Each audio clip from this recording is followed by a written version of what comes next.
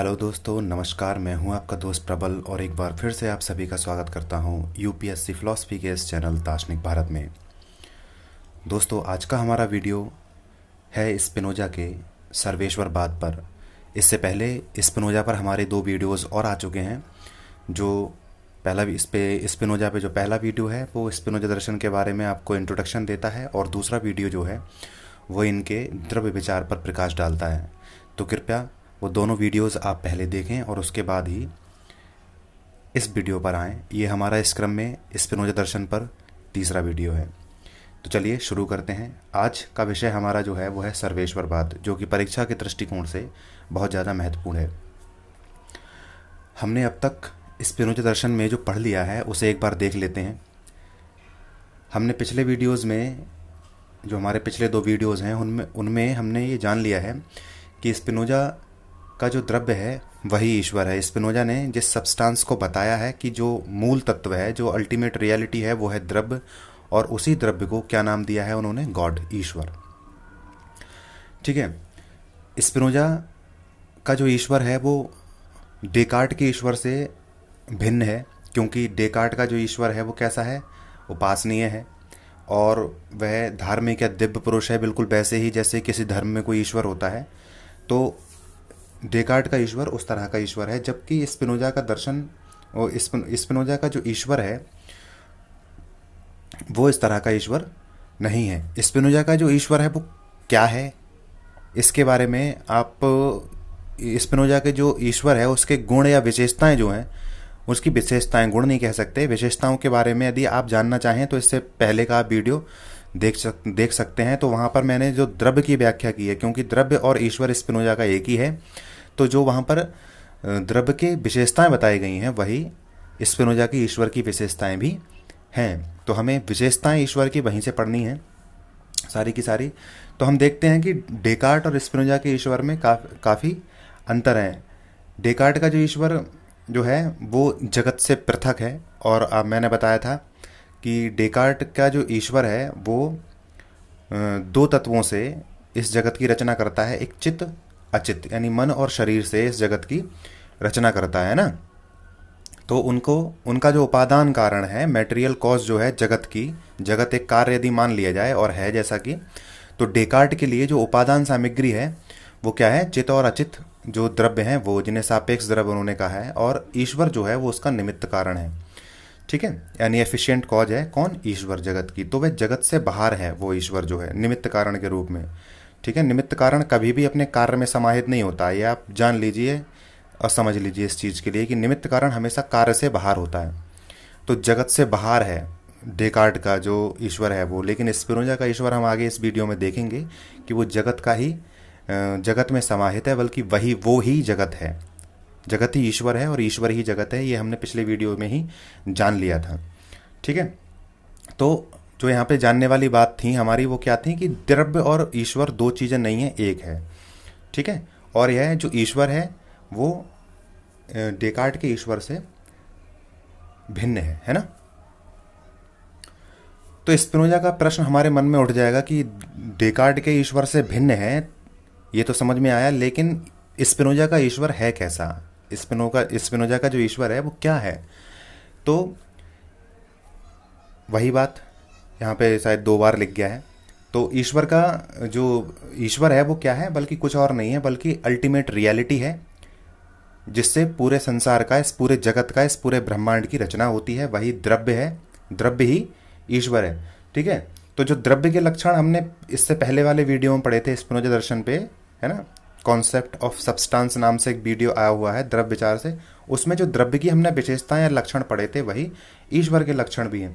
तो इसके लिए आप स्पिनोजा पे इससे पहले वाला वीडियो आप देख सकते हैं। उसमें हमने बात की थी कि द्रव्य के क्या लक्षण हैं, द्रव्य के यानी सब्सटेंस के लक्षण है, निर्गुण है, द्रव्य निर्गुण है, निराकार है, स्वयंभू है। स्वयंभू के लिए कॉजा सुई यानी कॉज ऑफ इटसेल्फ, कॉजा सुई का लैटिन टर्म है, इसका अर्थ होता है कॉज ऑफ इटसेल्फ, यानी जिसका कारण जो स्वयं हो। ठीक है, तो द्रव्य जो है वो स्वयंभू माना गया है, अंतर्यामी माना गया है, यानी हर चीज में समाहित है, असीमित है, अवर्णीय है, क्योंकि अनंत गुणों से, हम देखेंगे आगे, अनंत गुणों से ये जो द्रव्य है वो अनंत गुणों से भरा हुआ है, इसलिए उसके हम गुणों को नहीं जान सकते, अनंत गुणों को, है ना। अपनी बुद्धि द्वारा।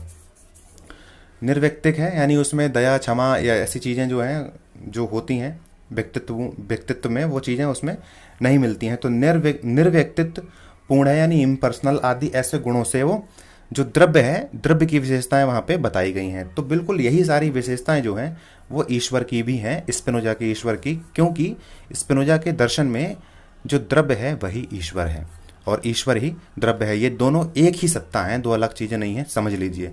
द्रव्य को ही ईश्वर कहा गया है। तो स्पिनोजा का जो ईश्वर है वो डेकार्ट के ईश्वर से किस तरह से अलग हो जाता है, हमने अभी बताया, एक बार फिर यहाँ पे है कि डेकार्ट का जो ईश्वर है वो जगत का केवल निमित्त कारण है। वो चित और अचित नाम की दो मटेरियल से, दो सामग्री से इस जगत की रचना करता है, निमित्त कारण। जैसे मटके का निर्माण करता है कुम्हार, ठीक है, किससे? मिट्टी से। तो मिट्टी जो है वो मटेरियल कॉज है, उपादान कारण। मटका है कार्य, और जो कुम्हार है ना, वो कुम्हार जो है वो क्या है? निमित्त कारण है। किसका? मटके का। तो मटके की जगह आप जगत ले लीजिए यहाँ पे समझने के लिए। तो जैसे जगत है, तो जगत की रचना जो है डेकार्ट के जो वो है, क्या नाम है, ईश्वर, वो किस प्रकार करते हैं? जगत की रचना की है उन्होंने चित और अचित से। और यहाँ वहाँ पे एफिशिएंट कॉज जो है यानी निमित्त कारण जो है वो कौन है? कुम्हार की तरह ईश्वर वहाँ पे। लेकिन यहाँ स्पिनोजा के दर्शन में क्या है? स्पिनोजा के दर्शन में दोनों चीज़ें स्वयं ईश्वर है, यानी उपादान कारण यानी जगत के निर्माण की जो सामग्री है वह भी ईश्वर है और उसकी रचना करने वाला भी ईश्वर है। यानी कि यह ईश्वर जो है वो सामग्री भी है इस जगत की और इस जगत का रचनाकार भी है, निमित्त कारण भी है ना। तो इसका मतलब क्या हुआ? इसका मतलब ये हुआ कि वह उपादान के रूप में, उपादान कारण के रूप में जगत में समाहित है। ठीक है, समझ रहे हो? यानी कि इसीलिए स्पिनोजा के दर्शन में हमने इसमें इस वीडियो की बहुत सारी चीज़ें हम पहले पढ़ चुके हैं पिछले वीडियो में। तो ईश्वर पे एक अलग वीडियो बना दिया है, अदरवाइज आप इसे बुक से पढ़ के भी समझ लेते क्योंकि आपने इससे पहले का वीडियो देख लिया होगा। ठीक है, तो यहाँ पर स्पिनोजा के ईश्वर से जो डेकार्ट के ईश्वर से स्पिनोजा का ईश्वर इस बात में अलग हो जाता है कि डेकार्ट का ईश्वर जगत से बाहर है, जगत का हिस्सा नहीं है, और स्पिनोजा का ईश्वर चूंकि निर्माण की वही सामग्री है तो वह जगत के अंदर समाहित है। ठीक है, तो जगत ही ईश्वर है, ईश्वर ही जगत है, यानी जो कुछ भी संसार में है वह क्या है? जगत है, क्योंकि ईश्वर जगत की हर चीज में समाहित है और सारी चीजें जगत की सारी चीजें ईश्वर ही हैं, ईश्वर की अभिव्यक्ति है यह जगत। तो यहां पर हर चीज को ईश्वर उन्होंने कहा है कि हर चीज जो है वो ईश्वर है ना, सब कुछ ईश्वर है और ईश्वर ही सब कुछ है, यह कहा है। इसीलिए इनका जो ईश्वर विचार है उसे कहते हैं सर्वेश्वरवाद। सर्वेश्वरवाद जो होता है यानी पैंथेइज्म, वह ये कहता है कि हर चीज में ईश्वर है, हर कण कण में। यह हमारे उपनिषदों में मिलता है, हम आगे देखेंगे। ठीक है, तो वहां भी हमें ये देखने को मिल जाता है। तो सर्वेश्वरवाद क्या कहता है? स्पिनोजा का जो सर्वेश्वरवाद है यानी स्पिनोजा का जो ईश्वर विचार है उसको कहा जाता है सर्वेश्वरवाद, और उसके अनुसार सब कुछ ईश्वर है और ईश्वर ही सब कुछ है। यानी हम जो कुछ भी यहाँ पे देख रहे हैं वो सब ईश्वर है, समझ रहे हो? आप इस संसार में जो जड़ पदार्थ देख रहे हो, मटेरियल जो है ना, मेटेरियलिस्टिक चीज़ें जो हैं वो यानी जड़ पदार्थ, इनर्ट यानी कि जिनमें चेतना ना हो, अचित जो हैं वो भी ईश्वर से उत्पन्न है और वो भी ईश्वर है। ठीक है, उत्पन्न नहीं कह सकते, वो भी ईश्वर है। और जो चित्त यानी हमारी जैसे कि आत्मा यानी जो चेतन चीज़ें हैं, है ना, कॉन्शियस चीज़ें जो हैं वो भी ईश्वर है। सब कुछ ईश्वर है, कुछ ऐसा है ही नहीं जो ईश्वर ना हो, तो सब कुछ ईश्वर है। तो चूंकि जगत जो है वो क्या है? इसी ईश्वर की अभिव्यक्ति है स्पिनोजा के दर्शन में। उसका हम कार्य नहीं कह सकते इसलिए इसको, क्योंकि जगत ही ईश्वर है। तो इसलिए वास्तव में यदि हम देखते हैं तो स्पिनोजा का जो दर्शन है उसमें कार्य कारण का भेद भी नहीं है, समझ रहे हो? ना कोई कार्य है ना कोई कारण है। ठीक है ना, तो कार्य कारण का भेद ही नहीं है यहाँ पे, क्योंकि सब कुछ तो ईश्वर है, बस उसका एक अलग रूप है, ये आप मान के चल सकते हैं। आगे आप देखोगे कि स्पिनोजा ने ईश्वर के 3 रूप माने हैं, तो यह जो जगत है वो भी ईश्वर का एक रूप है, समझ रहे हो? तो ईश्वर को जगत की हर चीज में वो अंतर्यामी मानता है स्पिनोजा का दर्शन, की जगत की हर चीज में ईश्वर व्याप्त है। ठीक है, यानी जगत की हर चीज ईश्वर है और ईश्वर ही ये सारी चीज़ें हैं। इसलिए इनके दर्शन को सर्वेश्वरवाद, इनके ईश्वर विचार को क्या कहा गया है? सर्वेश्वरवाद या पैंथेइज्म। ठीक है। और इसीलिए ये कहते हैं कि सब कुछ ईश्वर है, ईश्वर ही सब कुछ, everything is God and God is everything. ये हमने पिछले वीडियो में भी आपको बताया था। तो सब कुछ ईश्वर है, यानी कण कण में जो व्याप्त है, हर चीज में जो अंतर्यामी है, ऐसा है स्पिनोजा का ईश्वर। और ये चीज जो है हमारे उपनिषद और गीता जो है उससे काफ़ी ज़्यादा, उस दर्शन से काफ़ी ज़्यादा ये मेल खाती है, क्योंकि उसमें भी ये कहा गया है कि कण कण में ईश्वर का निवास होता है। लेकिन वहाँ और यहाँ पर फ़र्क क्या हो जाता है? ये फ़र्क हो जाता है कि यहाँ उपनिषदों में जिस ईश्वर की बात की गई है वो दिव्य पुरुष है ना, है ना, कि वो धर्म का ईश्वर है। और यहाँ स्पिनोजा का ईश्वर जो है वो धर्म से कोई मेल नहीं रखता। ठीक है। हमने पहले भी आपको बताया था कि स्पिनोजा को नास्तिक होने का आरोप लगाते हैं, एक तरफ नास्तिक होने का आरोप लगाते हैं स्पिनोजा पे। ठीक है। क्योंकि उनका ईश्वर जो है वो उन गुणों को नहीं धारण करता है जो धर्म का ईश्वर धारण करता है ना। तो यहाँ पे उपनिषद के इस विचार से, और एक दार्शनिक हुए हैं, हमने पहले पिछले वीडियो में आपको बताया, उन्होंने सर्वात्मवाद दिया था, है ना, फ्रेचनर। तो उन्होंने सर्वात्मवाद कहा था। तो उन्होंने कहा था कि कुछ चेतन चीज जो है वो सभी चीजों में व्याप्त रहती है। तो ये सर्वेश्वरवाद उससे भी थोड़ा मेल खाता है। तो स्पिनोजा के इस ईश्वर और जगत में क्या, अब एक बात यहाँ पे ये आ जाती है कि जगत ही ईश्वर है और ईश्वर ही जगत है। तो ये बात तो ठीक है, लेकिन इन दोनों में संबंध किस प्रकार का है? तो इन दोनों में ऐसा संबंध है कि ईश्वर के बिना जो है, ईश्वर अनंत माना गया है और पूर्ण माना गया है। तो ये माना गया है कि ईश्वर के बिना जगत का कोई अस्तित्व नहीं है। ईश्वर के बिना जगत का कोई भी अस्तित्व नहीं है। और इनमें किस प्रकार का संबंध है? अनिवार्य और तादात्म्यता का, है ना, तादात्म्यता का संबंध इनमें है। तादात्म्यता का संबंध जो होता है वो कैसा संबंध होता है? जैसे दूध और पानी का संबंध होता है। ठीक है। दूध को आप पानी से अलग नहीं कर सकते। तो ये भी दोनों जगत और ईश्वर अपृथक्कीय हैं, यानी अलग नहीं हो सकते, नॉन सेपरेबल हैं ये। ठीक है। इनको एक दूसरे से अलग नहीं किया जा सकता। और सोचने की बात है कि हम इनको अलग कर भी कैसे सकते हैं, जबकि ये दोनों एक ही हैं। ये दो सत्ताएं हैं ही नहीं, क्योंकि सब कुछ ईश्वर है स्पिनोजा के दर्शन में, है ना। तो इनमें तदात्म्यता का संबंध है। और अनिवार्य इसको क्यों कहा गया है? क्योंकि जगत जो है, देखिए यहाँ पे पता नहीं बताना कितना उचित है और पता नहीं कितना आपको समझ में आएगा। वैसे इसकी भी मैंने शायद चर्चा उसमें की है पिछले वाले वीडियो में, कि संबंध को अनिवार्य क्यों कहा गया है। क्योंकि देखिए ईश्वर जो होता है, ईश्वर जो है वो जगत रूप में दिखाई देता है, क्योंकि ईश्वर ही जगत है। स्पिनोजा के दर्शन में ईश्वर की अभिव्यक्ति है ये जगत, है ना। तो ईश्वर हमें है, जगत भी ईश्वर, तो हमें दिखाई देता है जगत के रूप में। तो जगत के और ईश्वर के बीच में जो संबंध है वो कैसा? अनिवार्य संबंध इसलिए है क्योंकि जो ईश्वर है उसके स्वभाव में ये शामिल है कि वे जगत के रूप में स्वयं को दिखाए या प्रत्यक्ष करे। समझ रहे हो? ये उसके स्वभाव का अंश है।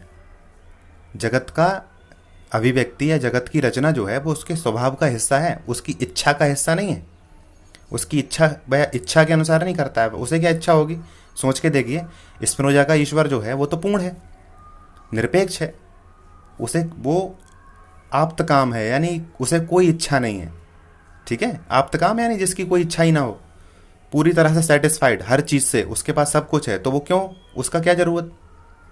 लेकिन जैसे होता है ना एक त्रिभुज, चूंकि स्पिनोजा जो है वो क्या है, एक मैंने बताया था कि वो भी उनके दर्शन में भी डेकार्ट के दर्शन की तरह हमें गणितीय, उनका जो दार्शनिक पद्धति रही है वो किस तरह की रही है? गणितीय, डेकार्ट की तरह। तो जैसे वो कहते हैं कि जैसे एक त्रिभुज होता है, त्रिभुज की परिभाषा में यह अंतर्निहित होता है। त्रिभुज की परिभाषा में यह पहले से ही शामिल है कि उसके अंदर 3 भुजाएं होती हैं, या ईश्वर के तीनों कोणों का योगफल 2 समकोण के योगफल के बराबर होता है। ये उसकी जैसे परिभाषा में सम्मिलित है। तो जैसे त्रिभुज की परिभाषा में 3 भुजाओं का होना सम्मिलित है ना स्वतः ही, वैसे ही ईश्वर के अस्तित्व में, है ना, यानी कि ईश्वर में उसका जगत रूप में प्रत्यक्ष होना है, जगत रूप में उसकी अभिव्यक्ति होना जो है उसके स्वभाव का हिस्सा है ये। तो उसका ये स्वभाव है कि अभिव्यक्त हो वो जगत के रूप में। समझ रहे हो? तो इसलिए अनिवार्य संबंध है वह ईश्वर ऐसा है कि वह जगत के रूप में निश्चित रूप से ही, क्योंकि वह उसका ही स्वभाव है, निश्चित रूप से अभिव्यक्त होगा वो, तो अनिवार्य है इस चीज, ये चीज तो है ना। तो जगत के रूप में अभिव्यक्ति उसकी अनिवार्य है, इसलिए जगत और विश्व के बीच में, यानी जगत और ईश्वर के बीच में, स्पिनोजा के ईश्वर और जगत के बीच में किस प्रकार का संबंध है? अनिवार्य और तदात्म्यता का। ठीक है, तो यहाँ पे देखिए ईश्वर जो है वो आप्तकाम है, उसकी कोई इच्छा नहीं है। तो इस यानी जगत का जो है, जगत की रचना क्यों करता है वो? जगत का प्रयोजन क्या है?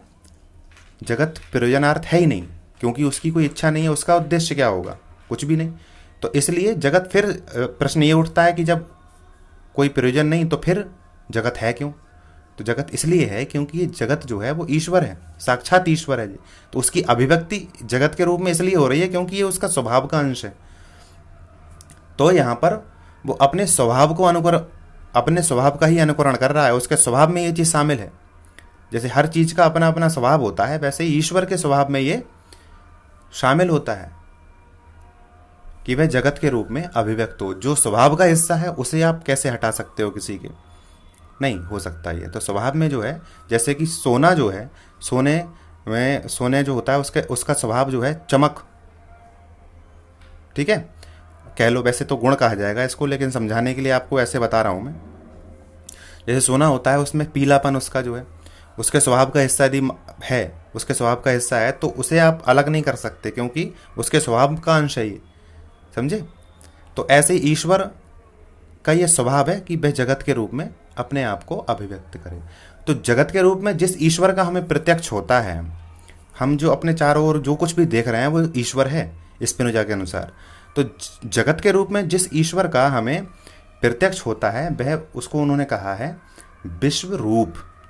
क्या कहा है? विश्व रूप, यानी नेचुराटा, समझ रहे हो। तो विश्व रूप उन्हें कहा गया, किसको? इस जगत को। तो ये जगत जो है वो क्या है? विश्व रूप ईश्वर है। ठीक है, आगे बढ़ते हैं। तो एक बात यहां समझ लेनी चाहिए कि जगत और ईश्वर जो है, यानी ये यूनिवर्स और स्पिनोजा का जो गॉड जो है, वो दो चीजें ना होकर एक ही सत्ता है। ठीक है, अब यहाँ पर ये जो मैं टॉपिक लेके आया हूँ ये जरूरी नहीं है, ये वैसे तो कनेक्टेड है, लेकिन यहाँ पर ये समझाना थोड़ा सा मुझे ज़रूरी लगा, लेकिन पूरा समझाना ज़रूरी नहीं है ये यहाँ पर, क्योंकि इसके लिए स्पिनोजा दर्शन में अलग जगह है, इस पर अलग वीडियो आएगा। किस पर? एट्रीब्यूट्स पर, यानी गुण पर, और मोड्स यानी पर्याय को प्रकार भी कह सकते हो आप। ठीक है, तो यहाँ पर आपने देखा कि वह अपने आप को एक ईश्वर है, क्योंकि जो स्पिनोजा हैं वो एक तत्ववादी अद्वैतवादी हैं, जैसे शंकर हैं। ठीक है ना, वो मानते हैं, जैसे शंकर मानते हैं कि ब्रह्म की अभिव्यक्ति है ये जगत, वैसे ये भी मानते हैं कि ब्रह्म की ईश्वर ही है ये। ठीक है, जगत। तो यहाँ पर जिस चीज़ को, इससे आगे की बात समझने के लिए हमें जो चीज़ चाहिए हमें वो समझना है, गुण और पर्याय। तो मैं यहाँ पर ये क्या कह रहा था, इन पे हम बात करेंगे। यहाँ तक आपने जो समझा कि ईश्वर जो है वो जगत रूप में अभिव्यक्त होता है। अब ईश्वर है एक, ये सोचने की बात है, एक ईश्वर, एक ही द्रव्य है, वही ईश्वर है, जो एक द्रव्य माना है वही ईश्वर है। अब जगत में जब हम चारों तरफ नज़र घुमाते हैं अपने, तो हम यहाँ पर बहुत सारी चीज़ें देखते हैं, अनंत चीज़ें हैं यहाँ पे उपस्थित हैं, अनंत वस्तुएं। तो ईश्वर की अभिव्यक्ति जो होती है वो इतनी, एक ईश्वर है, इतनी सारी चीज़ों में, वो भी अलग अलग प्रकार की चीज़ों में कैसे अभिव्यक्त हो जाता है ईश्वर। ठीक है, ये प्रश्न उठना यहाँ पर स्वाभाविक है। तो इस चीज़ को बताने के लिए कि किस प्रकार से ये नाना रूप धारण करता है ईश्वर जो है, उस चीज़ को समझने के लिए हमें गुण और पर्याय को समझना होगा। हम यहाँ पे बहुत थोड़ी सी बात करेंगे, उतनी ही जितनी हमें इस सर्वेश्वरवाद को और ईश्वर को, दोनों चीज़ें यहाँ पे चल रही हैं साथ में, आप समझ लें। ठीक है, तो क्योंकि सर्वेश्वरवाद में जिस ईश्वर की बात की है स्पिनोजा ने, उस ईश्वर के बारे में भी तो पता होना चाहिए कि उस ईश्वर में क्या खासियतें, क्या गुण हैं, है ना, क्या उसकी विशेषताएं हैं। तो सब सर्वेश्वरवाद का ही हिस्सा है, लेकिन यहाँ पे ये गुण और पर्याय आगे की कहानी समझने के लिए आपको समझना जरूरी है। तो गुण या एट्रीब्यूट्स और पर्याय। तो अगर यदि हम गुण की बात करते हैं तो गुण, देखिए हम गुण के बारे में पहले भी पढ़ चुके हैं भारतीय दर्शन में। गुण जो होते हैं ऐसे धर्म होते हैं किसी वस्तु के, अगर एक सरल परिभाषा ली जाए तो जो वस्तु से कभी अलग नहीं हो सकते और वस्तु का स्वभाव बताते हैं वो कि वस्तु कैसी है। जैसे कि सोने का गुण जो है वो कैसा है, सोना होता है पीला और चमक। यदि सोने से पीलापन निकाल दिया जाए किसी तरह से, पहले तो निकलेगा नहीं, तो सोने से यदि वो निकल जाए तो वह सोना नहीं बचेगा। पीलापन यदि हट जाए तो वह सोना नहीं रहेगा, कुछ और हो जाएगा। तो गुण जो होते हैं वो दो बातें होती हैं गुण के बारे में, एट्रीब्यूट्स के बारे में, कि एक तो उनके लिए कोई द्रव्य चाहिए, वह किसी द्रव्य में हो सकते हैं। गुणों की कोई स्वतंत्र सत्ता नहीं होती, गुणों के लिए आश्रय चाहिए होता है ना। जिसे भारतीय दर्शन में धर्मी कहा गया है, गुणों कहा गया है धर्म और धर्मी, ठीक है। तो गुणों के लिए द्रव्य चाहिए होता है। जैसे कि हम पंच महाभूत भी हमने पढ़े हैं अपने भारतीय दर्शन में। हमने पृथ्वी में एक गुण पाया जाता है, वो है गंध, है ना।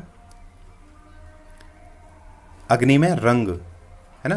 तो ये हमने गुण पढ़े हैं। तो ये गुणों के लिए द्रव्य भी चाहिए होता है। वहां द्रव्य जो है वो क्या है, पृथ्वी में जो गंध गुण है उसका द्रव्य क्या है, पृथ्वी। तो गुणों के लिए गंध चाहिए होता है, वो गुणों के लिए द्रव्य चाहिए होता है। तो गुण जो है वो उससे पृथक नहीं हो सकते द्रव्य से अपने, है ना। तो वह उसी अर्थ में यहाँ पे ले लिया गया है। लेकिन यहाँ बात हो गई है ईश्वर की। जो गुण है, गुण भी किस में पाए जाते हैं, ईश्वर में। गुण किस में पाए जाते हैं, ईश्वर में। और हम पहले बात कर चुके हैं कि ईश्वर में जो है अनंत गुण पाए जाते हैं, बहुत सारे गुण पाए जाते हैं। और जो मानव है वो ईश्वर के केवल दो ही गुणों को पकड़ सकता है अपनी बुद्धि से। वह गुण है विचार या चैतन्य और विस्तार। तो ईश्वर में अनंत गुण माने गए हैं, अनंत धर्मी कहा गया है ईश्वर को स्पिनोजा के दर्शन में। लेकिन मनुष्य जो है वो अपनी बुद्धि से केवल उसके दो ही गुण को जान सकता है। ऐसा क्यों, अनंत गुणों को नहीं जान सकता? तो इसका कि क्या कारण है कि नहीं जान सकता? तो इसका उत्तर भी स्पिनोजा ने दिया है। स्पिनोजा कहते हैं मनुष्य जो है वो अपनी बुद्धि से पहले तो ईश्वर के अनंत गुण जान नहीं सकता। ईश्वर की बुद्धि जो है वो सीमित होती है और ईश्वर जो है वो असीमित है। तो सीमित चीज कभी असीमित को नहीं जान सकती, ठीक है। लेकिन दो गुणों को वह जान लेता है। क्यों, मनुष्य क्यों जान लेता है अपनी बुद्धि से? क्योंकि मनुष्य में भी ये दोनों गुण जो हैं वो पाए जाते हैं। मनुष्य में चेतना होती है और उसमें विस्तार होता है। मनुष्य का जो जड़ भाग होता है उसमें विस्तार होता है और जो आत्म तत्व होता है वो चेतना से जुड़ा हुआ होता है, ठीक है, मनुष्य के अंदर। तो यहाँ पे ये बात समझ में आ गई। तो ईश्वर में आपको विशेष रूप से ध्यान रखना है कि दो गुण हैं ईश्वर में जो हमारी पकड़ में आते हैं, वो हैं चैतन्य और विस्तार, ठीक है। तो चैतन्य जो है वो किसके लिए जिम्मेदार होता है? वह चेतना के लिए जिम्मेदार होता है। और विस्तार जो होता है वह किसके लिए, यानी चेतन चीज़ों के लिए जिम्मेदार होता है। और जो विस्तार होता है वो किसके लिए होता है? जड़ों के लिए, जड़ जो है, मैटेरियल जो है, उनके लिए। तो ये तो बात होगी गुण की। अब बात आती है पर्याय की। पर्याय को हम प्रकार भी कहते हैं। तो पहले पर्याय क्या होते हैं वो समझ लीजिए।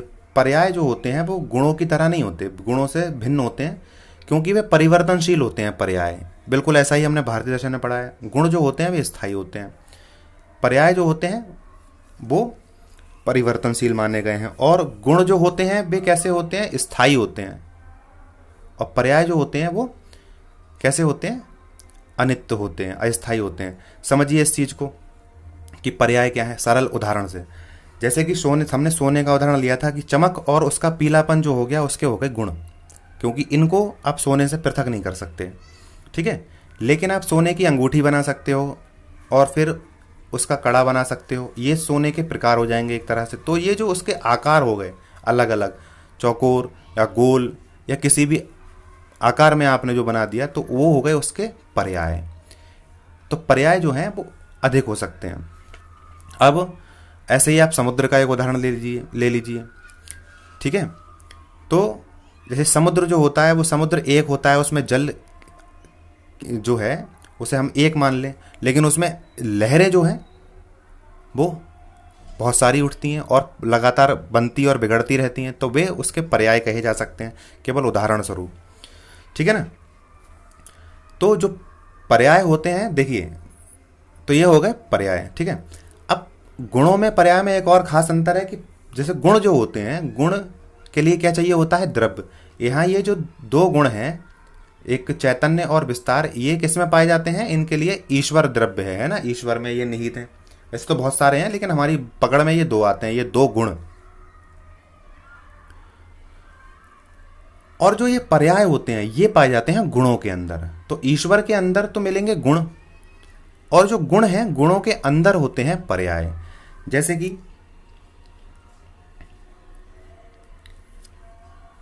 चैतन्य, यदि हम गुण की बात करें तो चैतन्य गुण जो है उसके दो पर्याय हैं, बुद्धि और संकल्प। ठीक है, ऐसी विस्तार गुण की यदि बात करें तो ये दोनों चीजें चैतन्य से, हमारी चेतना से जुड़ी हुई हैं ना, बुद्धि और संकल्प, है ना। तो ये पर्याय हैं, ये दोनों बुद्धि और संकल्प किसके? चैतन्य गुण के। तो ये किस में पाए जाते हैं? चैतन्य गुण में पाए जाते हैं। ऐसी विस्तार जो है, विस्तार जिसमें होता है उसमें गति और स्थिति, ये दो पर्याय हैं। समझ रहे हो? तो आपके सामने एक प्रश्न और आता है कि ये नाना रूप में, मैंने अभी आपको बताया था, मैंने यहाँ पे ये दोनों चीज़ें क्यों आपको समझाने का प्रयास किया है, उसका कारण था कि एक की अनेक में अभिव्यक्ति बता सकूं। एक ईश्वर इस नाना रूपी जगत के रूप में कैसे हमें दिखता है, उसका कारण है पर्याय। इन पर्यायों के कारण जो है वो ईश्वर जो है वो एक से अधिक रूपों में हमें, एक से अधिक वस्तुओं में हमें दिखाई देता है। तो हम इस संसार में जो कुछ भी देखते हैं वो सारे क्या हैं? पर्याय हैं। समझ रहे हो? ईश्वर के जो गुण हैं उनके। ठीक है, जैसे कि जितना भी चेतन जगत जो है हमारा, वो किसका है? विचार गुण के सारे की सारे, वो जिसमें हम जीव जंतु सब शामिल हैं। सही, चेतन जगत जो है वो विचार गुण का पर्याय है। विचार गुण जो है, जैसे ये जो है उसका पर्याय है। और ऐसे ही जो समस्त भौतिक जगत है, यानी कि जो मेटेरियल यूनिवर्स है हमारा, जो ठीक है, जो भी हमें जड़ दिखता है इसमें, ठीक है, वो किसका है? किसका पर्याय है? वे हैं विस्तार गुण के पर्याय। तो ये ईश्वर के ही गुणों के पर्याय हैं।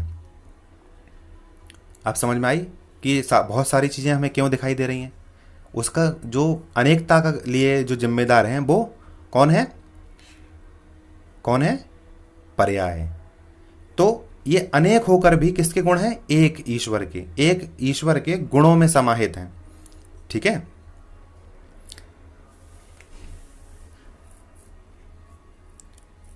तो यहां पे आगे हम देखते हैं। अब जो स्पिनोजा हैं वो ईश्वर की बात करते हैं, वो कहते हैं कि ईश्वर जो है उसे हम, उसके तीन रूप हैं।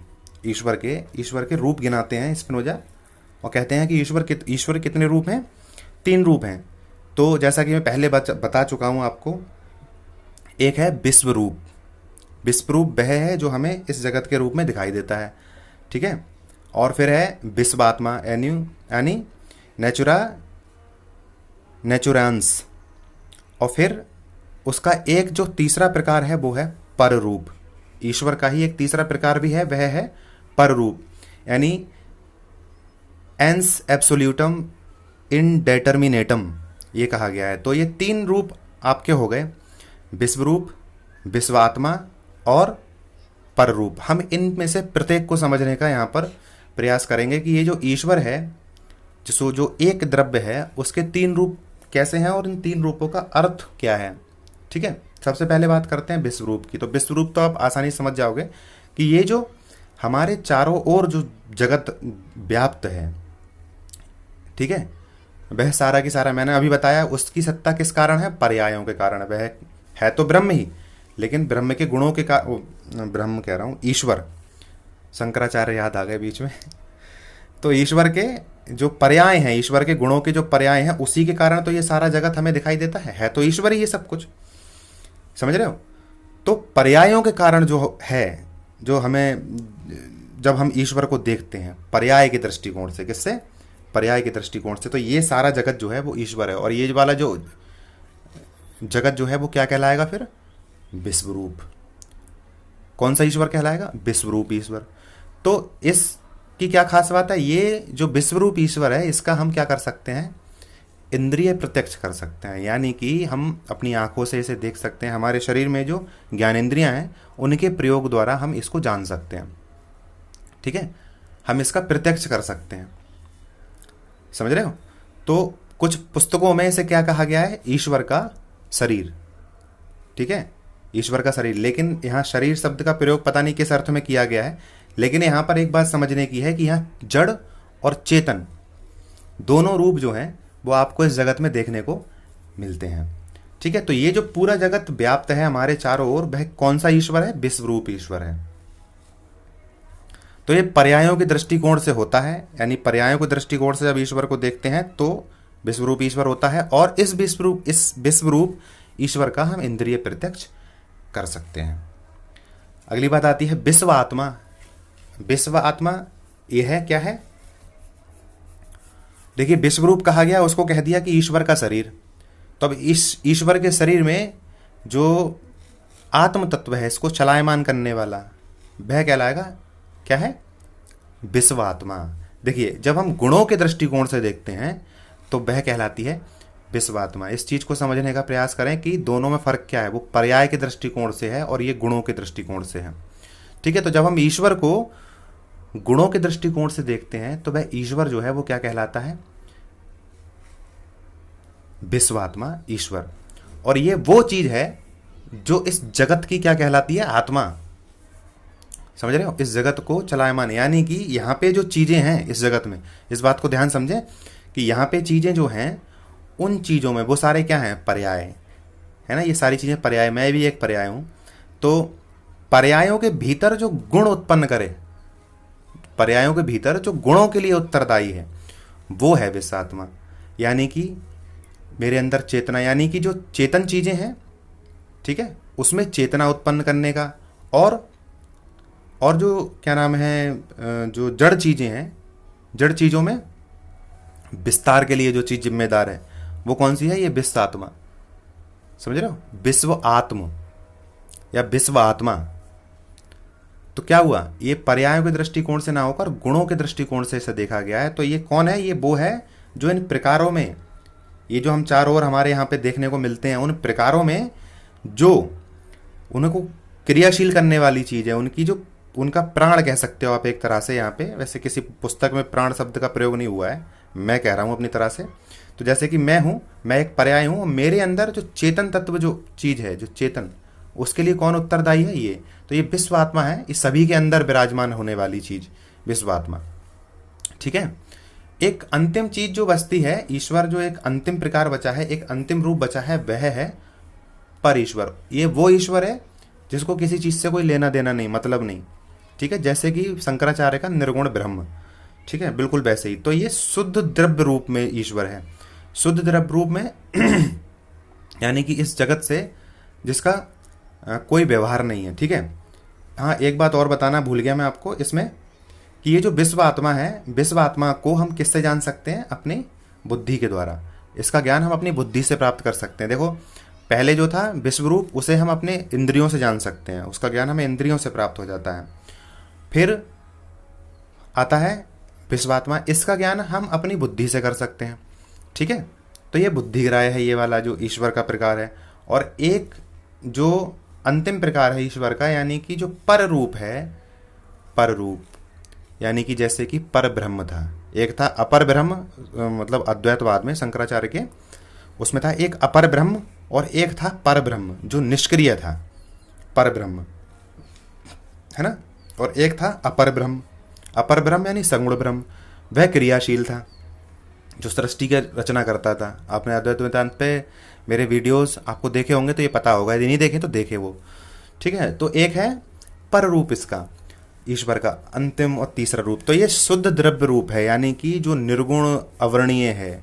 ठीक है, तो और इसको आप ना तो इंद्रिय प्रत्यक्ष द्वारा जान सकते हो, ना ही बुद्धि द्वारा जान सकते हो। स्पिनोजा कहते हैं कि इसको आप किससे जान सकते हो, इंट्यूशन से, यानी कि अंतर प्रज्ञा द्वारा या बोध द्वारा आप इसको जान सकते हो। यह ईश्वर का सर्वोच्च रूप है। कौन सा रूप है, ईश्वर का। इसीलिए इसको केवल आप सर्वोच्च ज्ञान से ही जान सकते हो, जो कि है अंतः प्रज्ञा या बोध। देखिए स्पिनोजा ने ज्ञान की 3 श्रेणियां बताई हैं, ये भी समझ लो। ज्ञान की 3 श्रेणियां बताई हैं, उनमें पहला है इमेजिनेशन यानी कल्पना, और ओपिनियन यानी कि राय, है ना, पहला। और जो दूसरा आता है वो आता है आपकी बुद्धि, आपकी रीजनिंग, ठीक है ना, बुद्धि, तो आप जो पहली श्रेणी का ज्ञान है उससे अच्छा होता है ये बुद्धि द्वारा जो ज्ञान प्राप्त होता है। और इन दोनों से जो उच्च श्रेणी का ज्ञान है वो होता है इंट्यूशन आपका, यानी कि अंतः प्रज्ञा द्वारा जो ज्ञान प्राप्त होता है। सही है। तो ईश्वर के सर्वोच्च रूप को जानने के लिए आपको सर्वोच्च ज्ञान की जरूरत पड़ेगी, सीधी कहने की बात यह है। और वो सर्वोच्च ज्ञान क्या है? अंतः प्रज्ञा। तो आप इस ईश्वर के पर रूप को आप केवल किससे जान सकते हो? अंतः प्रज्ञा द्वारा जान सकते हो। आशा है कि आपको ईश्वर के ये 3 रूप समझ में आए होंगे। आगे एक बात और यहाँ पे बताना उचित है कि ये जो द्रव्य है, ईश्वर है और या प्रकृति है, ये तीनों अलग अलग चीज़ें नहीं है। मैं एक बार फिर से आपको रिवाइज करा दे रहा हूँ कि ये तीनों जो हैं वो क्या हैं? एक ही सत्ता के 3 नाम कह लो आप, एक ही सत्ता के 3 नाम है। ये तीनों आपस में कैसे हैं? अभेद हैं। तो जो प्रकृति है हमारी, जो हम देखते हैं, नेचर यानी कि, तो स्पिनोजा कहते हैं कि ये सारी चीज़ें जो हैं वो कुछ और नहीं है बल्कि ईश्वर ही है। ये सब कुछ, जब सब कुछ ईश्वर है तो कुछ और बचता ही नहीं है, सब कुछ तो उसके अंदर समाहित है। ठीक है ना। तो वे कहते हैं कि जिस प्रकार त्रिभुज के 3 कोण की जो परिभाषा होती है त्रिभुज की, उसमें ये चीज़ अंतर्निहित होती है कि 3 कोणों का योगफल 2 समकोण के बराबर होगा। 2 समकोण उसके अंदर अंतर्निहित हैं, जैसे कि उसकी परिभाषा में ही, या फिर त्रिभुज की परिभाषा में, क्योंकि स्पिनोजा जो है, स्पिनोजा ने अपनी दार्शनिक पद्धति में ज्यामिति या रेखा गणित का प्रयोग किया है, तो इसलिए वो इसी तरह से समझाने का प्रयास कर रहे हैं। तो वो कहते हैं कि जिस तरह से त्रिभुज के परिभाषा में 3 भुजाओं का होना पहले से ही उपस्थित होता है, ऐसे ही ईश्वर जो है इस जगत के रूप में या प्रकृति के रूप में अपने आप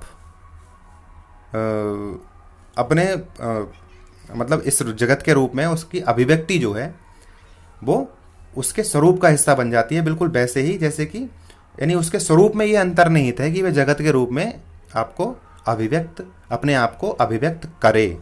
ठीक है, उसके लिए कुछ भी नहीं चाहिए। ठीक है, तो जगत या प्रकृति के अंदर वो अंतर्निहित रहता है, यानी कि ये जो चीजें हैं तीनों, द्रव्य, ईश्वर और प्रकृति, ये तीनों अलग अलग चीजें ना होकर एक ही सत्ता के 3 नाम हैं, यानी ये एक ही हैं।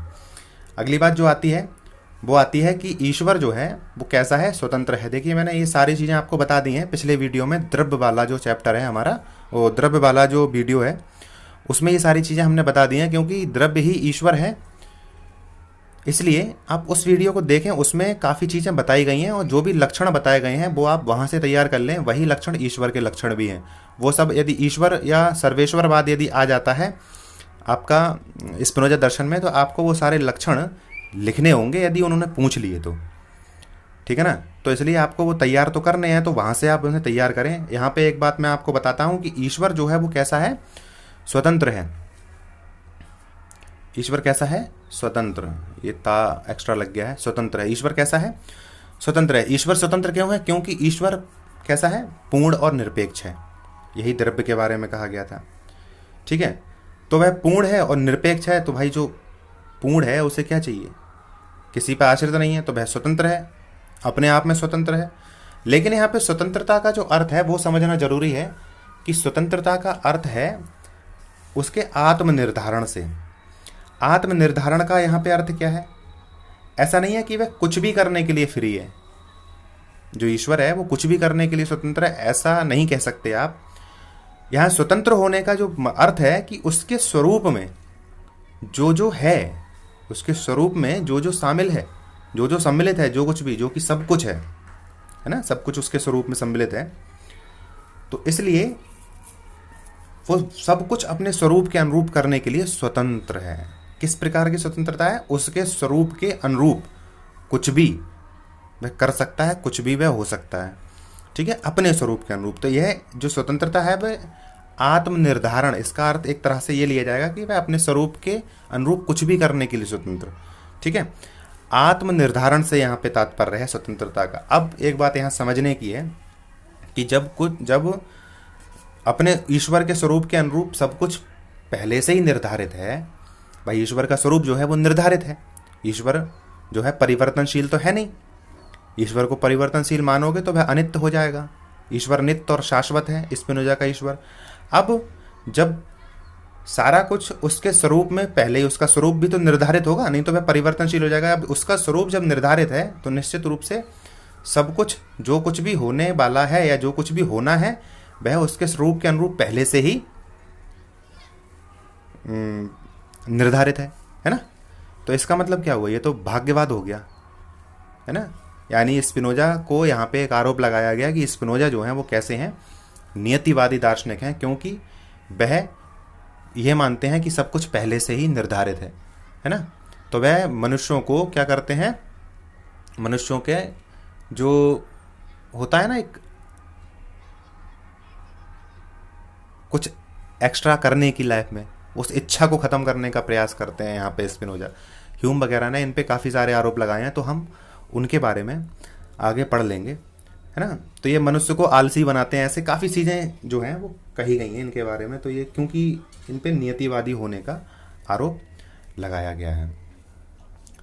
अब बात आती है ईश्वर के क्या नाम है, स्पिनोजा के जो सर्वेश्वरवाद है उसकी आलोचना पर। तो इसकी आलोचना भी बहुत अच्छी है, तो आप उस आलोचना को अगले वीडियो में जान पाएंगे कि और आलोचना आ सकती है। बिल्कुल, सर्वेश्वरवाद भी इम्पोर्टेंट है, तो आपको सही से तैयार करना है। तो यदि ये वीडियो आपको अच्छा लगा है तो लाइक, शेयर और कमेंट करें। कमेंट करके बताएं कि आपको ये कितना अच्छा लगा है। आगे आपको कौन सी वीडियो चाहिए आप वो भी कमेंट में बता सकते हैं, ठीक है ना।